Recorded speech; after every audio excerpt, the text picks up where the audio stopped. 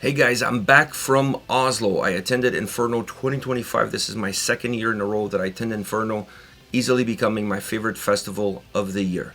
What better way to spend Easter week than in Oslo, Norway, celebrating with other metalheads, watching some incredible bands at Inferno. Now, there's a lot to unpack from this year's Inferno. I want to talk about the headliners. I want to talk about the Inferno conference. I want to talk about my favorite bands, the surprises, the disappointments perhaps, and also a little bit about everything that goes into this festival so that if you're planning on attending in 2026 and you've never been there before, at least you have a little bit more information on what happens there and why you should be buying a ticket. By the way, early bird tickets already available. There's a link in the description of this video if you want to pick up one. I highly recommend you do so. Regardless if you're a fan of black metal or not, this festival is not just black metal, predominantly black metal, but not just black metal. It's a great festival all around, and it's a great opportunity to visit Norway, visit Oslo if you've never done that before. So let's break this down. I want to start off by talking about the Inferno conference. The Inferno conference happens for 2 days, Thursday and Friday. It happens between 11 and 4 p.m. Normally the first band hits the stage at Rockefeller at 4:30. So if you decide to attend the conference, you do have to buy a separate ticket. It's not included in your 4-day pass. But I highly recommend you're doing that because it adds to the overall experience. The conference has incredible panels for those 2 days. The only problem that I have is sometimes it's hard to pick which panel I want to attend because they conflict with one another. There's 2 panels happening at the same time in those time slots, 11, 12, 1, 2, and 3.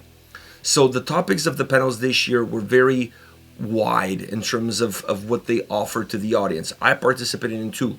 I hosted one, and I was part of a panel that had to do with journalism. It was called Old Fart Journalism. The discussion was more about old journalism versus new journalism. How are people discovering bands these days? Are they still buying magazines, or they're just coming to channels like mine and discovering new bands in that more new medium format? So it was a very interesting take from 4 very different people, but 4 different people that have some skin in the game. Outside of that, there were other panels about bridging the gap between the old metalheads, the new metalheads. How do we bring new people into the genre? How do we bridge that gap? How do we make concerts more accessible to a younger audience? Then there was a panel about the costs of touring in North America. So I feel like if you're in a band, if you're in the business, but even if you're just a fan, attending the panel gives you incredible insights to how the world of heavy metal is behind the scenes from a more business standpoint. It also allows you to meet some incredible people.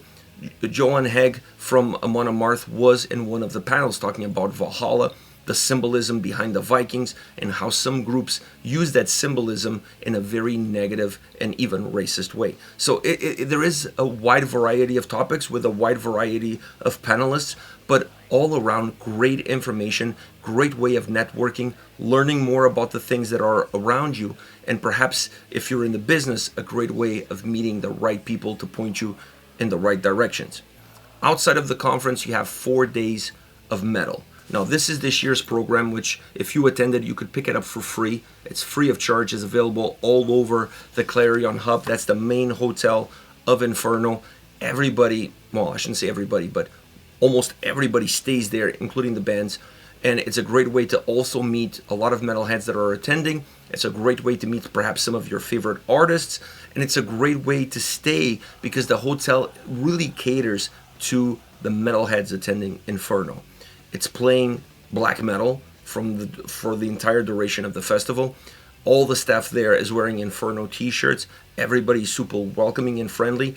And this hotel has perhaps the greatest free breakfast available of any hotel in the world. I'm not exaggerating. So great hotel. Highly recommend you guys staying there if you decide to attend Inferno. Now, you can pick up the program there. You can pick up the program at Rockefeller as well. And the program will give you a guide of everything that is happening on at the festival, not just the lineups on a day-to-day basis, but all the bands that are playing on the other venues surrounding the two main venues. It also gives you information on other festivals, and it also gives you a lot of information on what's happening in Oslo during that week. So if you want to attend an art exhibit, if you want to attend a museum, if there's a place that they recommend you to go eat. So there's a lot of great information available in the program, so I highly recommend you pick one up as soon as you check in, so that you're completely aware of everything happening and you don't have any FOMO. You'll be able to do exactly everything that's available to you and not miss a single thing. Now, as far as the 4-day festival, the headliners were A Bath on Thursday, 1349 on Friday, Satyricon on Saturday, and Behemoth on Sunday. The headliners definitely give you this aura of black metal, and this being a traditional black metal festival. But there were other bands that don't fall into that genre. Thus, for example, from Denmark, a more thrashy, groovier metal band. There's also death metal bands on the bill. There's also symphonic death metal bands on the bill. In previous years, even a band like Orbit Culture played Inferno. So while being perhaps a predominantly black metal festival, there is quite a bit of variety and different styles and different sounds being played throughout the entire day, or I should say the entire 4 days. Now, there were some bands that really impressed me. There were some bands that were iconic in terms of the experience that I had, and then there were bands that I didn't know, I'd never heard of them before, but my jaw dropped the moment that I saw them live. So I want to give you a little bit of everything. As far as the bands that impressed me the most at the smaller stage, that is John D, I have to say Spectral Wound. Spectral Wound was perhaps the best performance, one of the best. It's in the top 5 performances of the entire festival. But as far as that smaller venue is concerned, the only other band that could even come close to them, in my humble opinion, is Celeste. But Spectral Wound was phenomenal. What a performance. I was exactly expecting that from them. I've seen them live before. They're a band that always brings a ton of intensity, a ton of energy, and they sounded outstanding. I honestly was blown away by another great performance by these Canadian guys. Spectral Wound definitely took the cake on the day. Now, other bands that impressed me, but more on the Rockefeller side of things, which is the main stage, I really enjoyed the A Bath show on the opening night as a headliner. The production, the stage production was phenomenal. So from that standpoint, I really liked it. Behemoth with the new stage production as well, on the tour that they're currently on with Satyricon and Rotting Christ across Europe, also put on a great performance. 1349, great headliner show, great show all around, super solid. I've seen them before in North America, seeing them in Norway. Seeing a Norwegian black metal band in Norway at Inferno is definitely something special. And nobody did it any more special than Satyricon. I think they were the best headliner of the festival. They were perhaps the best band of the festival. What a performance from everybody. Great sound, great vocals, great overall emotion and atmosphere that they put forward. Not necessarily diving really deep in an overly produced stage, not like Behemoth, definitely not like A Bath, a lot more minimalistic from that standpoint, but letting the music do all the heavy lifting. I had never seen Satyricon before. I had heard that perhaps some of the performances that they had last year, or at least one of the performances that they had last year at Beyond the Gates, hadn't been great, but seeing them live on Saturday, I was floored. Everything that I had hoped for and some more. Definitely the highlight, one of the highlights, if not the highlight of this entire festival, was definitely what they brought to the table. Great band. The place was packed. The place was packed every single day. Just to give you guys an idea, 4-day passes sold out. Single day passes for Thursday sold out. Single day passes for Friday sold out. Single day passes for Saturday sold out. The only day that wasn't sold out was Sunday, leading up to Sunday. And I gotta tell you, when Behemoth came on, but even before Behemoth, the place was packed. So the festival really does a wonderful job creating very equal days in terms of the quality of the bands, and also giving the fans a lot of different options. Some of those options come from smaller venues. I went to one of those smaller venues to see Violent Magic Orchestra. I'm reading it on the screen so I don't make a mistake with the name of the band, because I wasn't familiar with Violent Magic Orchestra. Sounds like a symphonic death metal band, I guess. I don't even know what it sounds like. I wasn't sure what I was getting myself into. But some of my friends were going to see that show, and they're like, please tag along. Let's go check out this band. I think you're going to like it. At the very least, you're going to have a good time. So we went to this smaller venue that they were playing on. I can't remember the name of the venue. But we went to the smaller venue. And I see them coming on stage. And I don't know what to make of it. I believe they're a Japanese band. They have two guys that are like DJs, a female singer and a guitar player.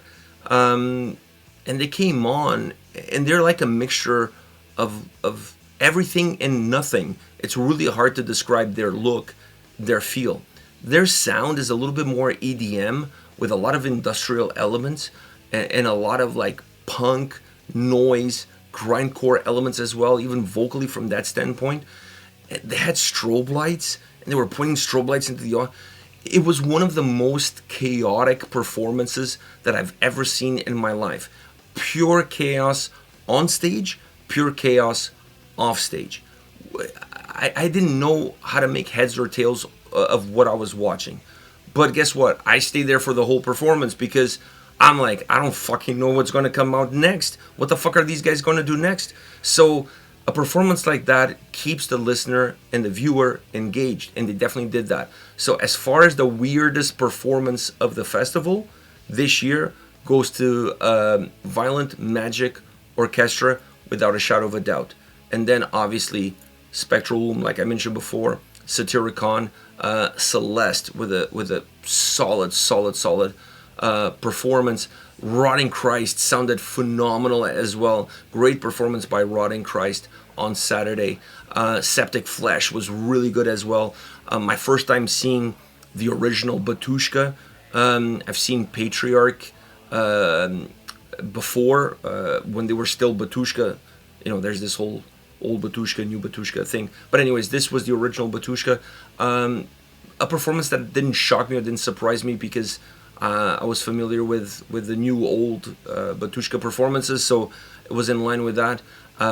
Geria opened up day one, and wow, new stage production by those guys. They're currently touring in Europe, headlining tour in Europe, so go check them out. They have a brand new stage, brand new production, phenomenal performance by them. I just think Diogo needs to add the cowbell.